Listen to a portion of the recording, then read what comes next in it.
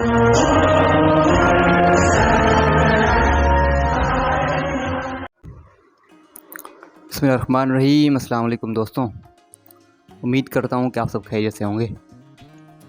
तो आज हम इस लेक्चर में डिस्कस करने जा रहे हैं चैप्टर नंबर 32 ऑफ CRPC 1898, जो कि बात करता है ऑफ रिवीजन। इसके अंदर सेक्शन 435 से लेकर 442 जो हैं वो डील करते हैं रिवीजन से। इसी चैप्टर में रेफरेंस का भी डिस्कस, मतलब टाइटल में तो रेफरेंस का भी बताया गया है, लेकिन कहीं भी इस चैप्टर में रेफरेंस की बात नहीं हुई। ठीक है, तो सिर्फ रिवीजन ही है, तो रिवीजन को ही डिस्कस करेंगे। थोड़ा सा रिवीजन को देख लेते हैं, समझ लेते हैं कि क्या होती है रिवीजन। ठीक है, बिल्कुल ही डिफरेंट है रिवीजन एक अपील से, एक रेफरेंस और रिव्यू से। ठीक है, रिवीजन जो है वो दोनों केसेस यानी क्रिमिनल और सिविल केसेस दोनों में ये फॉल करती है, यानी दोनों में रिवीजन हो सकती है। रिवीजन फाइल होगी हमेशा हायर कोर्ट्स के सामने, हायर कोर्ट यानी सेशन कोर्ट के सामने भी हो सकती है और हाई कोर्ट के सामने भी हो सकती है। रिवीजन का मैं कहूँ स्कोप या ऑब्जेक्ट जो है वो क्या है कि भाई अगर कोई डिसीजन कोर्ट कौन सी, हायर कोर्ट जो भी है, सेशन कोर्ट या हाई कोर्ट समझती है कि भाई जो इन्फीरियर कोर्ट है, जो सबऑर्डिनेट कोर्ट है, उसने कोई डिसीजन लीगली पास नहीं किया, यानी कानून को फॉलो नहीं किया, या उसने कानून को फॉलो तो किया है लेकिन करेक्ट नहीं किया, या उसने प्रोसीजर को फॉलो नहीं किया, प्रॉपर डिसीजन नहीं दिया है, या कोई एक्सीडेंटल स्लिप हो गई है which is to be sort out, तो इन केसेस में होती है रिवीजन। याद रखिएगा, रिवीजन का मेन मकसद लॉ के डोमेन में रहना होता है। यानी इन्फीरियर कोर्ट अगर लॉ के डोमेन से बाहर निकल जाए, लॉ को फॉलो ना कर पाए या इंटेंशनली ना करे, तो होती है रिवीजन। सिर्फ लॉ के मामले में फैक्ट, अगर फैक्ट की बात हो कि भाई कोई फैक्ट को इन कंसीडरेशन नहीं लिया इन्फीरियर सबऑर्डिनेट कोर्ट ने, तो वहाँ पर रिवीजन नहीं होगी, अपील हो सकती है, ये रिव्यू हो सकता है, लेकिन रिवीजन नहीं होगी। रिवीजन सिर्फ लॉ के मामलात में होगी, जहाँ पर लॉ लीगल कोई ना हो, डिसीजन करेक्ट प्रॉपर वगैरह ना हो, और एक्सीडेंटल स्लिप भी in the domain of law हो, एक्सीडेंटल स्लिप भी लॉ से रिलेटेड ही हो। तो अब आते हैं सेक्शंस पर। नोट्स टाइप सीरीज अगेन, ये तो नोट्स पर ही डिस्कस करेंगे इन सब चीज़ों को हम। तो दोस्तों, इसका जो पहला सेक्शन है सेक्शन 435 है, जो कि बात करता है रिकॉर्ड से कि power to call records of inferior court. Inferior court के सामने कोई केस फाइल हुआ, अब रिवीजन करनी है, हायर कोर्ट उसकी रिवीजन करेगी, तो हायर कोर्ट यानी हाई कोर्ट या सेशन कोर्ट उस केस के रिकॉर्ड्स जो है मंगवाएगी उस इन्फीरियर कोर्ट से। जब हायर कोर्ट समझती है कि भाई वो डिसीजन जो था वो लीगल नहीं था, करेक्ट नहीं था, या प्रॉपर नहीं था, या एक्सीडेंटल स्लिप जो कि मैंने आपको बताया वो मामलात हैं, तो इन केसेस में रिवीजन के लिए रिकॉर्ड्स को कॉल कर सकती है हायर कोर्ट। दोस्तों, इस केसेस में 435 जो है वो इवन पावर्स भी प्रोवाइड करता है हायर कोर्ट्स को कि अगर इन्फीरियर कोर्ट ने कोई डिसीजन पास किया था और उसकी एग्जीक्यूशन होनी है उस सेंटेंस की, तो ये जो हायर कोर्ट है वो उस एग्जीक्यूशन को सस्पेंड भी कर सकती है। और अगर कोई अक्यूज्ड कस्टडी में कैद है तो उसको बेल पर या बॉन्ड पर रिलीज़ भी करा सकती है until the revision is done by that court. Bond या बेल में डिफरेंस अगर आप जानना चाहते हो तो उसकी लिंक जो इस लेक्चर की डिस्क्रिप्शन में मैंने डाल दिया, आप वहाँ से चेक कर सकते हो कि बॉन्ड और बेल में फ़र्क क्या होता है, और this is a practical question which every lawyer must know. तो दोस्तों, अब जो नेक्स्ट है वो सेक्शन 436 है, जो कि बात करता है power to order further inquiry. Court ने जो है वो हायर कोर्ट ने रिवीजन के लिए जब रिकॉर्ड मंगवाया और उसको अगर एग्जामिन किया है अंडर सेक्शन 435 या अदरवाइज़ का यहाँ पर मतलब है कि अगर उसने रिकॉर्ड को कॉल तो किया है, रिकॉर्ड को मंगवाया तो है, लेकिन उसको एग्जामिन नहीं किया, तो इन दोनों केसेस में अगर मामला हाई कोर्ट के सामने है तो सेशन कोर्ट को डायरेक्ट करेगी कि आप किसी भी मैजिस्ट्रेट कौन सा जिसने जो है वो डिसीजन वो पास किया होगा, या कोई भी से मैजिस्ट्रेट। ठीक है, तो हाई कोर्ट के केस में वो सेशन कोर्ट को डायरेक्ट करेगी, सेशन जज को डायरेक्ट करेगी कि आप किसी भी मैजिस्ट्रेट को बुलाओ, रिक्वायर करो, या इन केस ऑफ सेशन जज के सामने अगर रिवीजन है तो वो डायरेक्टली जुडिशियल मैजिस्ट्रेट को रिक्वायर करेगी कि आप इंक्वायरी को कंडक्ट करो। ठीक है, इंक्वायरी कंडक्ट करो किन मामलात में, कंप्लेंट में। सब क्लॉज 1 जो है वो कहता है कि कंप्लेंट के मामले में इंक्वायरी कंडक्ट करो कि क्यों कंप्लेंट को डिसमिस किया गया है अंडर सेक्शन 302 जो कि ऑफ कंप्लेंट से चीज़ें डील करती हैं, या सेक्शन 204 सब सेक्शन 3 में अगर कोई कंप्लेंट डिसमिस हुई है तो इंक्वायरी करो कि वो डिसमिस क्यों हुई है। ठीक है, एक तो किस सिचुएशन, ये 2 सेक्शन की सिचुएशन है। दूसरी इसी में है कि अगर किसी अक्यूज़ को डिस्चार्ज किया गया है तो इंक्वायरी करो कि उसको डिस्चार्ज क्यों किया गया है। और अभी इसमें सब क्लॉज 2 में ये बात है कि अगर किसी अक्यूज़ को डिस्चार्ज किया गया है, रिलीज़ किया गया है अंडर सेक्शन 119 तो भी इंक्वायरी कंडक्ट करो कि क्यों अंडर सेक्शन 119 उसको डिस्चार्ज किया गया है। तो main thing is inquiries to be done by the higher court, those which shall direct to the magistrate or the judicial magistrate। अब इसमें एक प्रोविज़ो है, वो बात करता है कि अगर डायरेक्शंस जो है वो हायर कोर्ट दे रही है, सब क्लॉज 2 में, सब क्लॉज 2 जो है वो बात कर रहा था कि अगर सेक्शन 119 में अगर किसी अक्यूज़ को डिस्चार्ज किया गया है तो उसमें इंक्वायरी को कंडक्ट करना है। तो इस सिचुएशन इस तरह की है तो फिर पहले अक्यूज़ को जो है अपॉर्चुनिटी दी जाएगी ऑफ शोइंग कॉज कि क्यों उसको डिस्चार्ज या रिलीज़ ना किया जाए अंडर सेक्शन 19, क्यों मतलब उसको डिस्चार्ज या रिलीज़ जो है वो उसके डिस्चार्ज या रिलीज़ को कैंसिल किया जाए। तो शो कॉज की उसको अपॉर्चुनिटी दी जाएगी। सेक्शन 436 सिंपल ये बात करता है। दोस्तों स्टार्टिंग ऑफ द लेक्चर में मैंने आपको कहा था कि एप्लीकेशन जो है वो रिवीजन की कौन दे सकता है।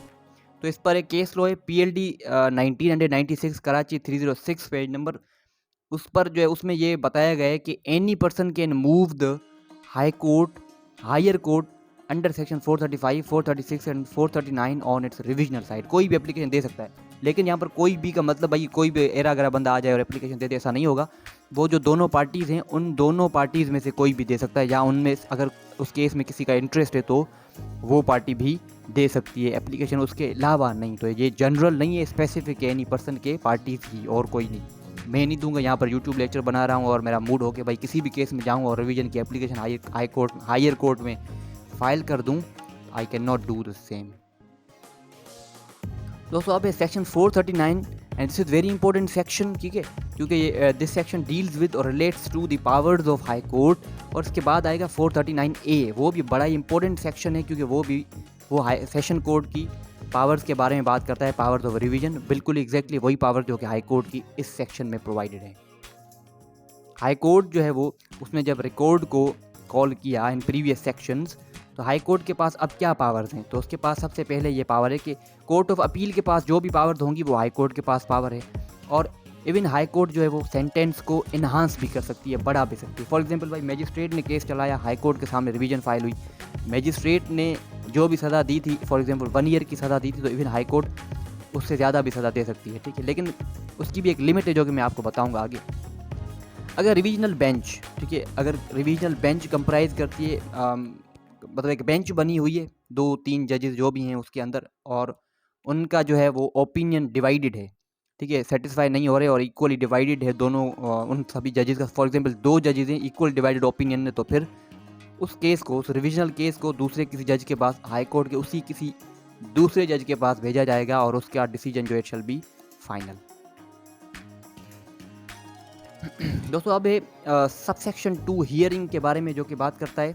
इसमें आपको मैं एक सिंपल बात बता दूं कि आप आगे भी एक सेक्शन आएगा जो कि बताएगा कि भाई रिविजनल केस में पार्टीज़ को सुना नहीं जाएगा, they have no opportunity to be heard.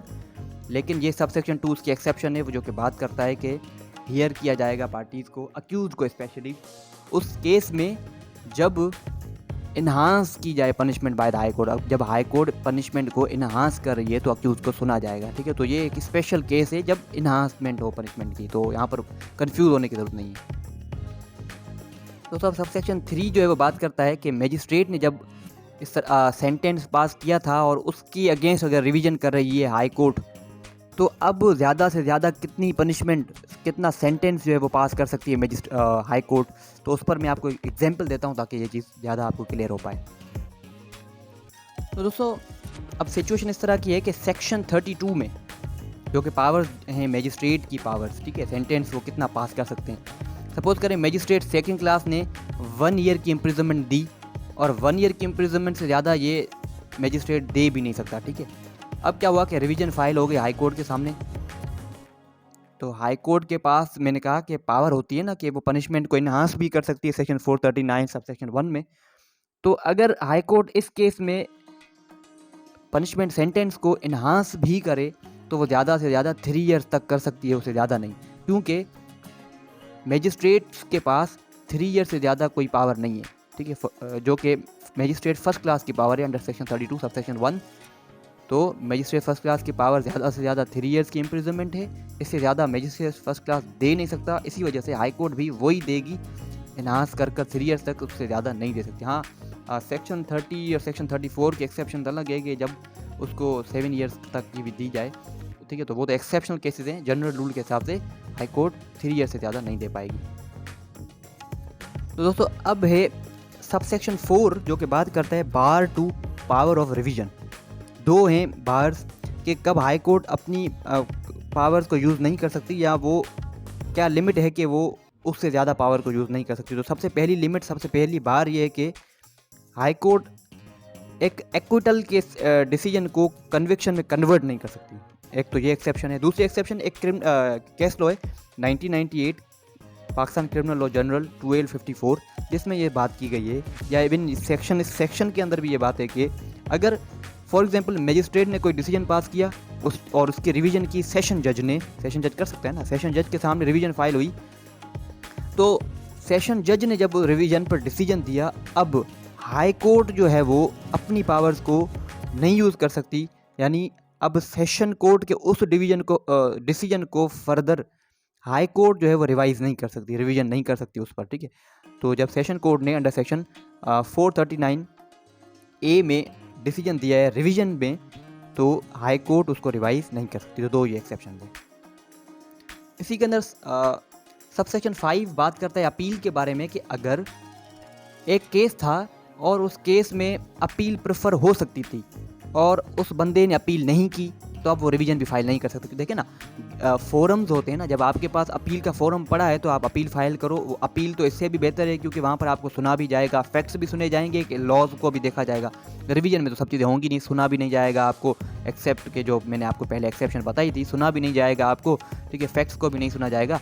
तो अपील कर लें, और अगर अपील का आपके पास चांस है और अपील आपने नहीं की, तो आप सिर्फ अपील के चांस को ही जो है लूज़ नहीं कर लोगे, लेकिन रिवीजन का चांस भी आपका चला जाएगा, तो आप रिवीजन नहीं कर सकते। सेक्शन 439A पर आते हैं दोस्तों, जो कि बात करता है सेशंस जज की पावर्स ऑफ रिवीजन को। एग्जैक्टली वही पावर्स हैं जो कि हाई कोर्ट के पास है अंडर सेक्शन 439। इवन सेशन जज अपनी रिविजनल पावर्स को ट्रांसफ़र कर सकता है बाय जनरल या special order to the additional session जजेस। दोस्तों अब आता है सेक्शन 440 जो कि बात करता है option with court to hear parties. मैंने आपको पहले बताया कि सुना नहीं जाएगा पार्टीज़ को रिवीजन में, तो यहाँ पर डिस्क्रिशन ऑफ द कोर्ट है, अगर वो सुनना चाहे तो सुने, वरना लाजमी नहीं है कोर्ट के लिए कि आपको सुने, लेकिन अपील में सुनना होता है।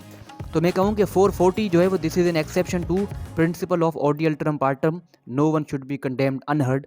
तो यहाँ पर ज़रूरी नहीं है कि कोर्ट आपको सुने।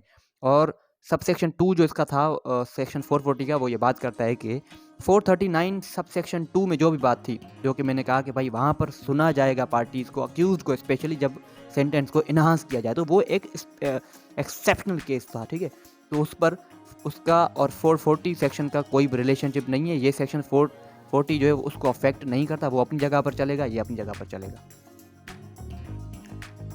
तो सेक्शन 442 ये बात करता है कि जब हाई कोर्ट ने किसी भी ऑर्डर को रिवाइज़ कर लिया, तो रिवीजन के बाद उस ऑर्डर को, रिविजनल ऑर्डर को भेजेगा लोअर कोर्ट के पास या मैजिस्ट्रेट के पास। लोअर कोर्ट सेशन जज हो सकता है, ठीक है, सेशन कोर्ट, और मैजिस्ट्रेट के पास भी भेज सकता है, ठीक है, जहाँ से भी रिवीजन आई थी, मेन चीज़ ये, तो उस कोर्ट को वापस भेज सकता है, ठीक है, for the purpose of order to be certified, कि वो यानी मैजिस्ट्रेट, या अगर लोअर कोर्ट को भेजा है तो लोअर कोर्ट उसको सर्टिफाई करें और रिकॉर्ड में जो रिकॉर्ड जो है उसके अंदर अमेंडमेंट लाएं इन अकॉर्डेंस देयर विद।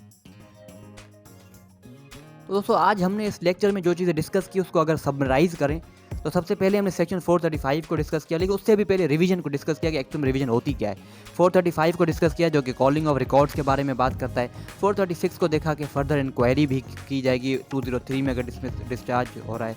ठीक है, कंप्लेंट डिसमिस हुई है, या 203 204 ये, ठीक है, और 119 में अगर कोई अक्यूज डिस्चार्ज हो रहा है।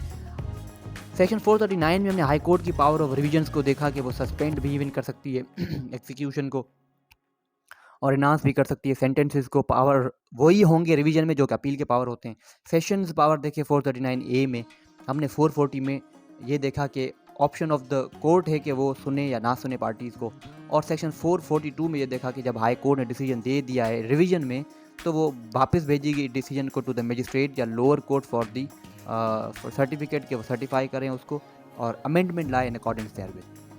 थैंक यू डियर फ्रेंड्स, खुदा हाफिज़, अस्सलाम वालेकुम। अगर कोई आपको एम्बिग्विटी अभी भी लग रही है तो आप कमेंट में मुझसे पूछ सकते हो। यहाँ पर अपनी डिस्कशन को करते हैं ख़त्म। खुदा हाफिज़, अस्सलाम वालेकुम।